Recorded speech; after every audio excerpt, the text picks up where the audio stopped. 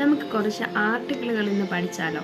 ആദ്യമായിട്ട് ആർട്ടിക്കിൾ 168 സംസ്ഥാന നിയമനിർമ്മാണ മണ്ഡലങ്ങളുടെ രൂപീകരണമാണ്. സംസ്ഥാന നിയമനിർമ്മാണ മണ്ഡലങ്ങളുടെ രൂപീകരണമാണ് ആർട്ടിക്കിൾ 168. ആർട്ടിക്കിൾ 170 നിയമസഭകളുടെ ഘടന. നിയമസഭകളുടെ ഘടനയാണ് 170. 171 നിയമസമിതികളുടെ ഘടന. 172 സംസ്ഥാന നിയമനിർമ്മാണ മണ്ഡലങ്ങളുടെ കാലാവധി. സംസ്ഥാന നിയമനിർമ്മാണ മണ്ഡലങ്ങളുടെ കാലാവധി. 173 സംസ്ഥാന നിയമനിർമ്മാണ മണ്ഡലത്തിലെ അംഗത്തിനു വേണ്ട യോഗ്യതയാണ്. സംസ്ഥാന നിർമ്മാണ മണ്ഡലത്തിൻ്റെ അംഗത്തിൻ്റെ യോഗ്യതകൾ. 174 സംസ്ഥാന നിയമസഭയുടെയും സമ്മേളനം അവസാനിപ്പിക്കലും പിരിച്ചുവിടലും. ആർട്ടിക്കിൾ 175 സഭകളെയോ അഭിസംബോധന ചെയ്യുന്നതിനും അവയിലേക്ക് സന്ദേശങ്ങൾ അയക്കുന്നതിനും ഗവർണർക്കുള്ള അവകാശമാണ്.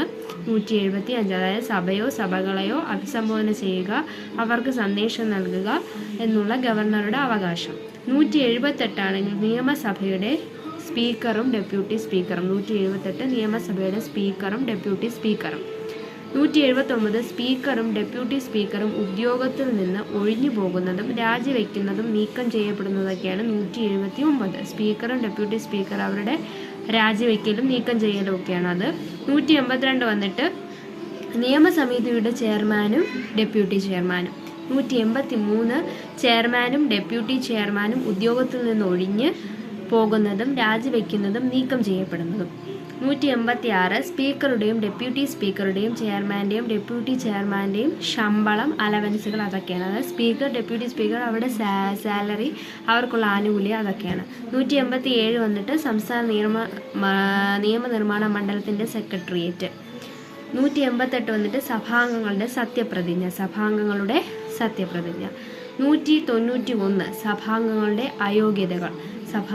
അയോഗ്യതകളാണ് 191. അടുത്ത ആർട്ടിക്കിൾ 195 ആണെങ്കിൽ സഭാംഗങ്ങളുടെ ശമ്പളം, അവരുടെ അലവൻസുകൾ.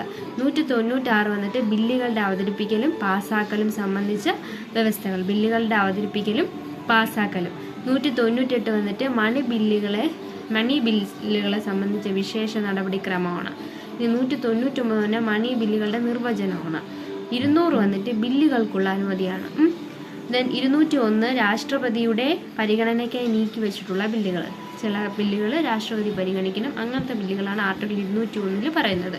202 സംസ്ഥാന ബജറ്റ്. 210 നിയമനിർമ്മാണ മണ്ഡലത്തിൽ ഉപയോഗിക്കേണ്ട ഭാഷ. ഏത് ഭാഷയാണെന്നുള്ള അതിൻ്റെ കാര്യങ്ങൾ ആർട്ടിക്കിൾ 210. ഇനി ആർട്ടിക്കിൾ 316 എന്താണ്? അംഗങ്ങളുടെ നിയമനവും ഉദ്യോഗ കാലാവധിയുമാണ്. ആർട്ടിക്കിൾ 317 പബ്ലിക് സർവീസ് കമ്മീഷനിലെ ഒരംഗത്തെ നീക്കം ചെയ്യലും സസ്പെൻഡ് ചെയ്യലുമാണ്. 316 തൊട്ട് 323 എല്ലാം പബ്ലിക് സർവീസ് കമ്മീഷനുമായിട്ട് ബന്ധപ്പെട്ടതാണ്. 316 വന്നിട്ട് അംഗങ്ങളുടെ നിയമനവും ഉദ്യോഗ കാലാവധിയും. 320 വന്നിട്ട് പബ്ലിക് സർവീസ് കമ്മീഷനുകളുടെ ചുമതലകളാണ്. 321 വന്നിട്ട് പബ്ലിക് സർവീസ് കമ്മീഷനുകളുടെ ചുമതലകൾ വ്യാപിപ്പിക്കുന്നതിനുള്ള അധികാരങ്ങൾ. 323 വന്നിട്ട് പബ്ലിക് സർവീസ് കമ്മീഷനുകളുടെ റിപ്പോർട്ടുകളാണ്.